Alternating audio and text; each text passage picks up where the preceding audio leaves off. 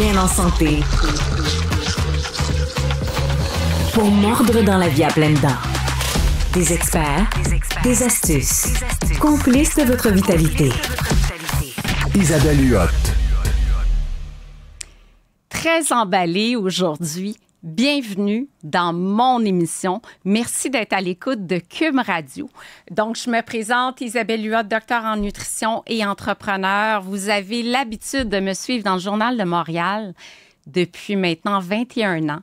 À Salut Bonjour depuis 21 ans aussi. Je suis dans le paysage médiatique depuis près de 27 ans.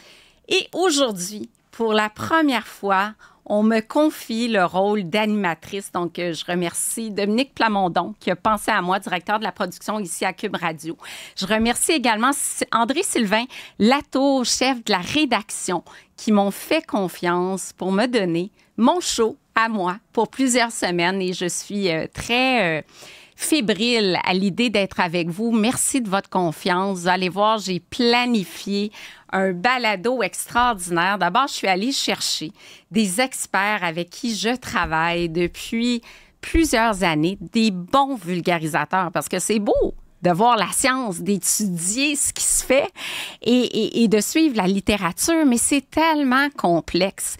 Et si on veut revenir avec des outils au quotidien qui nous permettent de mieux manger, de bouger, d'avoir une meilleure santé psychologique, parce que tout au long de la saison, oui, on va parler de nutrition, bien sûr, on va parler de santé globale, on va parler de santé psychologique aussi. J'ai des psychologues qui seront là.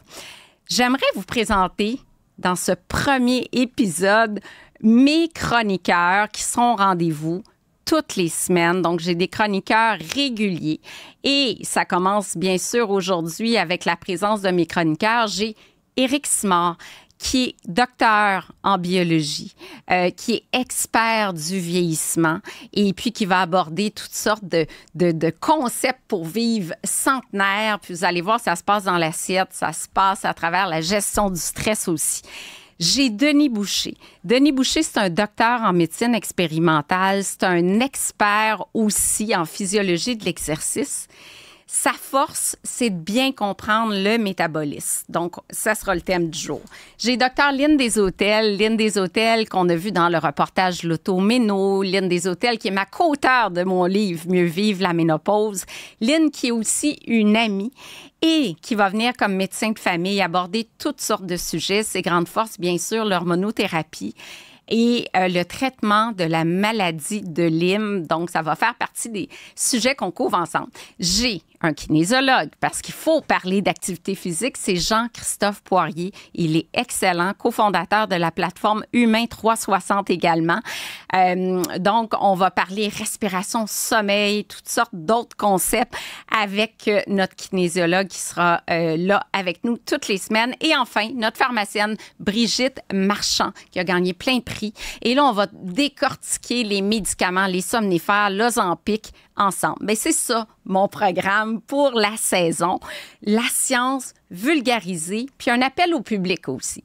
Parce que en début d'épisode, on va lancer une question du public, puis on vous demande de m'envoyer des questions. Donc, idéalement, vous filmez, vous m'envoyez la vidéo à travers notre messagerie sur Facebook et on lance la question du jour. Et comme ça, je commence toujours chaque épisode avec la question du jour. Et ça, c'est parti pour aujourd'hui avec la question.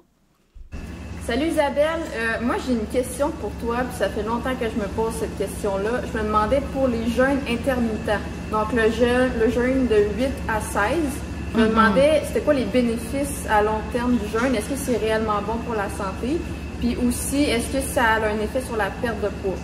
Merci! C'est une excellente question.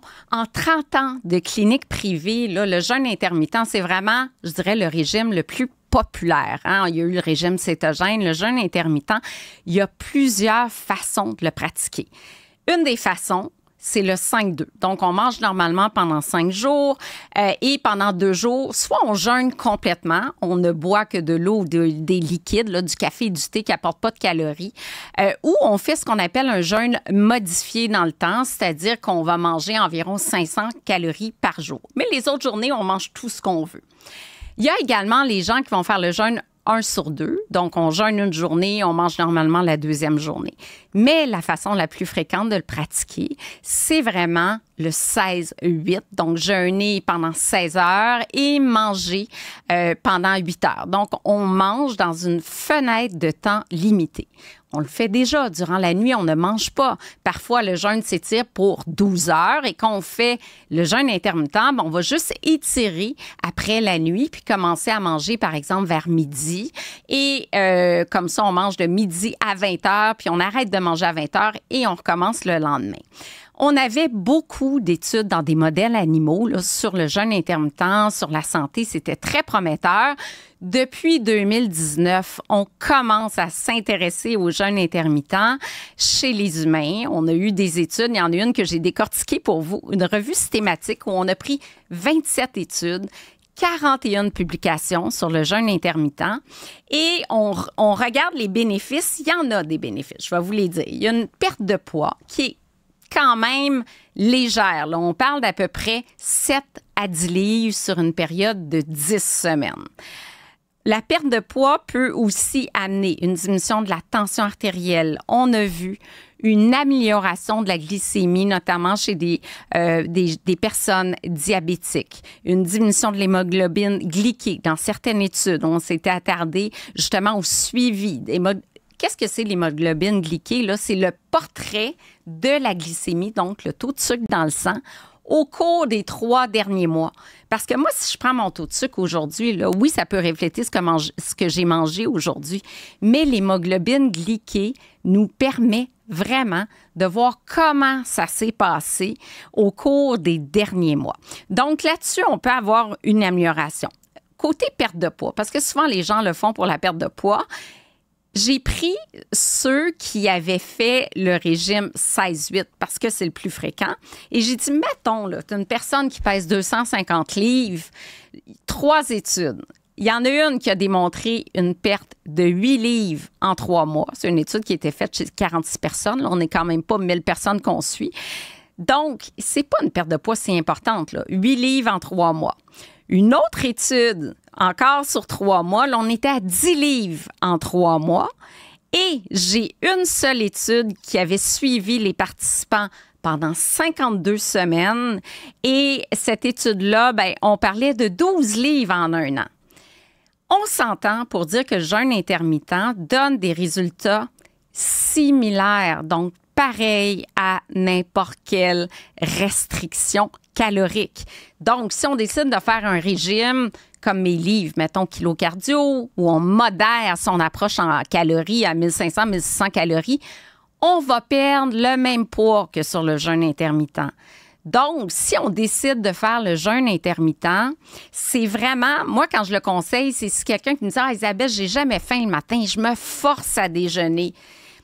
Et si le profil métabolique, c'est-à-dire l'ensemble des facteurs tension artérielle, glycémie, est vraiment déréglé, puis qu'on a essayé d'autres approches, on peut tenter de faire le jeûne, mais ce n'est pas une approche que je vais recommander d'emblée à tous.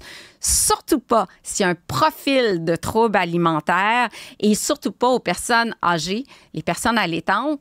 Et avant de passer à mon premier chroniqueur, le dernier bémol, c'est comment faire pour rencontrer mes besoins nutritionnels avec 2 repas par jour. Parce qu'on s'entend qu'on a déjà de la misère à rencontrer nos besoins en protéines, en vitamines, en minéraux, en calcium, en vitamine D, en zinc, avec 3 repas puis 2 collations.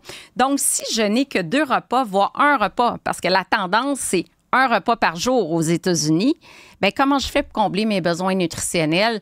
difficile, j'ai besoin de suppléments. Puis là, à partir du moment où on a besoin d'acheter des suppléments parce que l'alimentation n'est pas complète, puis on sait que c'est dans la nourriture ou c'est plus équilibré, ben j'ai un problème. Bref, le jeûne intermittent, c'est tellement un sujet que je veux aborder, puis je vais l'aborder aussi avec mes chroniqueurs, mais pour pas retarder ma première émission, j'aimerais inviter mon premier chroniqueur régulier, Denis Boucher, qui est docteur en médecine expérimentale. Denis, c'est un spécialiste du métabolisme. Et puis aujourd'hui, on voulait commencer avec un article récent de docteur Richard Béliveau, qui est docteur en biochimie, où justement, son article dans le journal nous indique que l'obésité en soi pourrait perturber le métabolisme. Alors, on l'accueille à l'instant, Denis Boucher, docteur Denis Boucher, Doc Boucher, comme on t'appelle. Je me permets de te tutoyer, on se connaît très bien. Ben oui, on se connaît, Isabelle. Hey, tellement content d'être à ton émission. Merci beaucoup. Écoute, c'est un bonheur partagé de t'accueillir, puis je le sais que tu vulgarises tellement bien, là, c'est pour ça que je voulais absolument que tu fasses partie de ce balado-là. Hey, Denis, on parle de métabolisme aujourd'hui. Là, ouais. Je pense que c'est une question que j'ai reçue le plus souvent en 30 ans de clinique privée. Qu'est-ce que je fais pour booster mon métabolisme? Puis est-ce que je suis gros parce que mon métabolisme est trop lent? On commence à la base. C'est quoi le métabolisme? OK, je te donne une définition technique, Isabelle. C'est la quantité d'énergie que ton corps a besoin pour que toutes tes cellules accomplissent leur travail. C'est la peau, le foie, le cœur, les reins, l'ossature, la musculature. Tout ça a besoin d'énergie pour fonctionner. Maintenant, cette énergie-là se passe dans la cellule. OK? Le docteur Béliveau, ceux qui ont lu l'article, il a utilisé un grand nom qu'on appelle mitochondrie. Mais on va résumer ça. Dans chacune de nos cellules, imagine une cellule comme une usine. Puis à l'intérieur de la cellule, il y a un tas de petits rejets qui travaillent. Ils sont tous identiques. On va les appeler rejets. Eux autres, quand tu manges des protéines, des lipides, des glucides, les petits rejets les reçoivent et ils disent « Hey, il faut transformer cette énergie des protéines, lipides et glucides en énergie utilisable par le corps humain. » Et c'est ce qu'ils font. Quand ton métabolisme fonctionne bien, qu'est-ce qui se passe? Tu reçois l'énergie des protéines, lipides, glucides, tes petits rejets prennent cette énergie-là et l'envoient dans tes cellules pour utilisation d'énergie. Mais quand tu manges trop, quand tu manges mal, tu n'as pas de qualité alimentaire, quand tu dors mal, quand tu fais trop d'exercice, quand tu es trop stressé, qu'est-ce qui se passe? Tes petits rejets deviennent défaillants. Fait que là, l'énergie qui arrive à tes petits rejets, les petits rejets sont plus capables de fonctionner. Alors, qu'est-ce qu'ils font? C'est qu'ils redirigent l'énergie vers le stockage qui sont tes cellules adipeuses. Et c'est là que tu engraisses. Et l'article est intéressant du docteur Béliveau ce matin, c'était que dans tes cellules adipeuses, tes petits rejets deviennent dysfonctionnels, fragmentés. Il y en a un qui perd une jambe, il y en a un qui perd la tête, il y en a un qui perd un bras, il y en a qui meurent. Donc, ils se fragmentent, ils sont plus efficaces. Et ça, c'est fascinant. Tu m'arrêtes quand tu veux, Isabelle, hein, parce que je parle beaucoup. Mais moi, j'adore parce que tu le vulgarises tellement bien. Mais juste là, tu viens de me nommer plein de facteurs qui vont affecter, en fait, le travail des petits rejets, là. Tu m'as parlé de sommeil, tu m'as parlé de trop manger, tu m'as parlé, puis là, on tombe en bas de notre chaise, là. Trop d'activité physique affecte le travail des petits rejets. Oui, et trop de privation de nourriture, Isabelle. OK, ce que tu me dis, c'est de ne pas manger assez, c'est pas bon. Si ton métabolisme est de 1500 calories, tu manges moins de 1500 calories, tes petits rejets virent fous. Ils sont plus capables de fonctionner, ils n'ont pas assez d'énergie. Tu as des cellules défaillantes en énergie. Et ce que le docteur Béliveau parle aussi, c'est de l'inflammation dans le corps qui se développe avec l'obésité, mais ça se développe aussi en privation de nourriture. C'est que tu manques de sommeil, avec trop d'exercice. C'est que tes petits rejets étant défaillants, l'énergie qu'ils devraient envoyer à tes cellules est libérée dans le corps humain. Et ton système immunitaire, lui, n'est pas habitué de voir ça. Alors, qu'est-ce qui se fait? C'est qu'il s'attaque lui-même. Et il dit, hey, on va créer plus d'inflammation parce que là, c'est trop dangereux pour nous autres. On ne voit pas ça de l'énergie de cellules dans la circulation. Mais ma question, Denis, pour toi, là, c'est hyper intéressant, mais moi, je veux savoir comment je fais pour savoir si mes petits rejets, ils travaillent bien. Qu'est-ce que je peux faire pour qu'ils travaillent mieux s'ils ne travaillent pas bien? Il faut vraiment que je mesure mon métabolisme, mais comment on fait ça? Ben, écoute, c'est sûr que moi, j'ai développé ma méthode pour mesurer le métabolisme. Ça peut se faire en laboratoire. C'est pas compliqué pour moi de le faire à distance. Mais il y a aussi une forme d'évaluation de conditions physiques que je fais régulièrement par un test de marche ou un test de VO2 max. Et là, qui me permet de déterminer si la personne s'améliore. Et les points d'amélioration qu'on va voir, c'est assez simple. Je te donne un exemple. Tu montes 3 marches, tu es épuisé. Mm-hmm. Tu adoptes une alimentation équilibrée qui répond aux besoins de ton métabolisme, tu dors mieux, tu gères bien le stress, tu montes 5 marches sans t'épuiser, tu viens de t'améliorer. Mm-hmm. Tu sais que tes petits rejets sont nettement plus efficaces pour brûler du gras. Parce que Donc, ce que tu veux pas, toi, oui. Dans un contexte de perte de poids, ça, c'est des indicateurs que, par exemple, quelqu'un qui est sur un plateau, qui n'arrive plus à perdre du poids, c'est un indicateur que ça va aller mieux puis que la perte de poids va être réenclenchée. Ouais. Selon mon expérience clinique, là, un plateau en perte de poids, c'est 2 à 3 semaines. Ouais. Si tu passes plus que 3 semaines en plateau, c'est que tu es en résistance à la perte de poids. Ça veut dire que tes petits rejets n'ont pas l'énergie nécessaire, n'ont pas l'équilibre métabolique nécessaire pour bien dissiper l'énergie. Fait qu'eux autres, ils l'envoient en stockage dans tes cellules adipeuses au lieu d'envoyer vers tes muscles et tes autres organes pour produire de l'énergie. Mm-hmm. Et si on va plus loin, Isabelle, on pense que si tes cellules sont défaillantes en énergie, tes organes sont défaillants en énergie. Et c'est là que tu parles de création de maladies inflammatoires, l'implication dans différents types de cancers, l'épuisement, la fatigue. Donc, le métabolisme est à la base de la santé. Fait qu'on devrait tous mettre de l'avant des mesures qui nous permettent d'avoir un bon métabolisme. Et puis, parmi ces mesures-là, ben, tu parles du sommeil adéquat. Oui. Je te parle de qualité alimentaire. Oui, okay. 7 heures. Je te dirais, la moyenne, on est à peu près à 7 heures. Il y a des gens qui vont dormir 8 heures. Moi, ça me prend 9 heures par jour. Écoute, c'est comme ça. Je suis un gars qui a besoin de dormir. Puis mais 7 heures, normalement, c'est ça. Moi, ma question, les gens qui dorment 12 heures par jour, j'en connais. Est-ce qu'ils ont un métabolisme qui est trop lent? Est-ce que... C'est pas un métabolisme lent, je te dirais, c'est plutôt génétique, un besoin de l'organisme de dormir davantage. Mais ce qu'il faut que tu fasses une analyse aussi, c'est est-ce que tu es épuisé? Si tu manges pas assez et que tu es en diète sévère tout le temps, ton corps manque d'énergie, ben il faut que tu dormes plus longtemps pour reconstruire tes réserves énergétiques. Donc, tu sais, il faut que tu fasses une analyse vraiment de l'état de la personne, de l'état de santé de la personne. Parfait. Là, sommeil, on l'a abordé. Qualité alimentaire pour un métabolisme optimal. Éviter les aliments ultra transformés le plus possible. Ben, tu sais, la base, Isabelle, ce que tu racontes, fruits, légumes, des aliments avec suffisamment de protéines. T'évites les sucres libres que tu vas avoir dans l'alimentation. Et déjà, tu vas avoir fait un step, un pas supplémentaire vers ta santé. Si ça te prend l'apport en calories, protéines, lipides, glucides que ton métabolisme a besoin, je me répète, si ton métabolisme est de 1500 calories, tu manges 1200 calories, ben ton métabolisme est en carence. Et lui, ce qu'il va faire, c'est qu'il va ralentir vers le 1200 calories. Et là, tu vas te remettre à stocker du gras et tu seras plus capable de perdre de poids. Donc, aucun régime en bas de 1500 calories, ça, j'aime ça, parce que je vois souvent... En fait, moi, j'ai des gens, Isabelle, qui ont des métabolismes à 1350 calories. Tu sais, ça va en fonction de la grandeur. Moi, mes étendues de métabolisme, c'est de 1200 à 3500.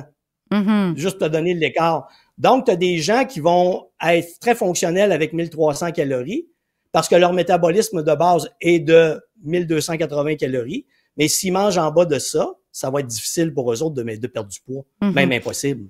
Les formules que j'avais dans Kilo Cardio, Harris et Bénédicte, puis tu sais, pour calculer le métabolisme, les gens qui nous écoutent, qui n'ont pas accès à toi nécessairement. Bon, je sais que tu as ta plateforme aussi, denisboucher.com, où ils t'offrent ces outils-là.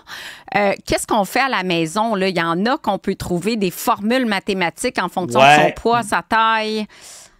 Tu peux les essayer. Il faut toujours que tu saches que tu as une marge d'erreur de 12 à 15 Tu peux faire en sorte que tu peux arriver carrément dessus, là, que le calcul fonctionne bien pour toi, puis bravo, tu as trouvé la recette. Mais si tu fais le calcul, puis que tu arrives et que tu n'as pas de résultat, c'est que tu n'es pas précis au niveau du métabolisme, de ton métabolisme à toi. OK. Qualité de sommeil. Là, on descend pas trop les calories. Tu parles de surentraînement. C'est quoi le surentraînement, par exemple? C'est quelqu'un qui s'entraîne pour des marathons, des ultra-trails? Oui, le surentraînement a plusieurs aspects. Je te dirais, restons dans les gens de conditions comme moi, là, de conditions physiques ordinaires, pas des athlètes. Des gens qui font de l'entraînement par intervalle de haute intensité en tout temps, sans suffisamment de récupération, ne font que vider leur réserve énergétique. Et ça rend les petits rejets dans la cellule totalement fous, totalement défaillants. Et moi, j'ai beaucoup de perte de poids quand je ralentis, je diminue le volume et l'intensité d'exercice. Sur la majorité de mes clients, c'est ça que je fais parce que ils s'épuisent trop. Tu sais, c'est la mode. On pense, hey, faut que je m'entraîne à haute intensité, faut que je brûle le plus de calories possible. Mais les calories, c'est la pointe de l'iceberg. En bas, la vraie histoire, c'est tes petits rejets. Et si tu les épuises pas, tu les nourris correctement, tu rééquilibres ton métabolisme. Là, ils vont prendre de l'énergie, puis ils vont l'envoyer pour que tu brûles du gras. Là. Tu seras plus en stockage. Et là, tu te mets à maigrir. Et c'est ça qui devient fascinant, parce que tu peux corriger ton métabolisme. Tu viens de le dire, qualité du sommeil, qualité alimentaire, juste apport en calories, protéines, lipides, glucides.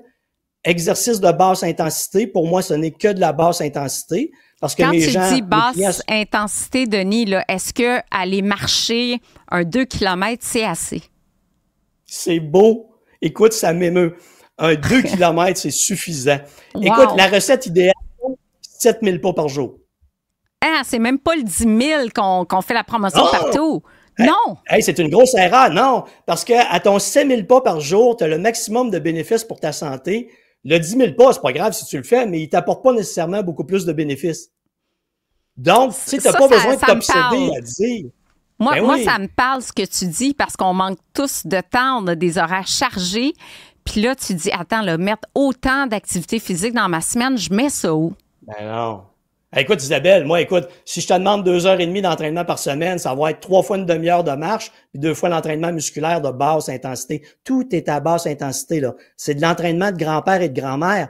Mais ton métabolisme adore ça. Il te dit merci, puis il dit, OK, parce que tu me remets en équilibre, je vais brûler du gras. Je vais te faire maigrir. Je vais retrouver de l'énergie. Moi, je trouve ça motivant et rassurant de t'écouter pour avoir fait de la perte de poids en clinique pendant 30 ans.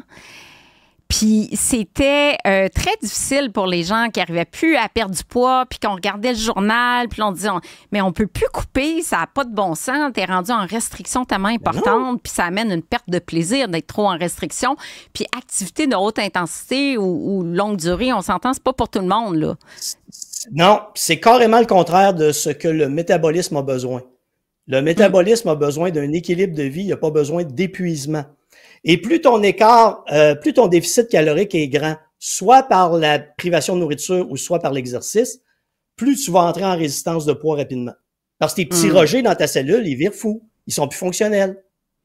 On apprend beaucoup aujourd'hui et on apprendra beaucoup en cours de saison. Je rappelle que Denis est docteur en médecine expérimentale, spécialiste du métabolisme. On peut le suivre sur sa plateforme denisboucher.com et je te dis à très bientôt pour ta prochaine chronique. Merci, Denis.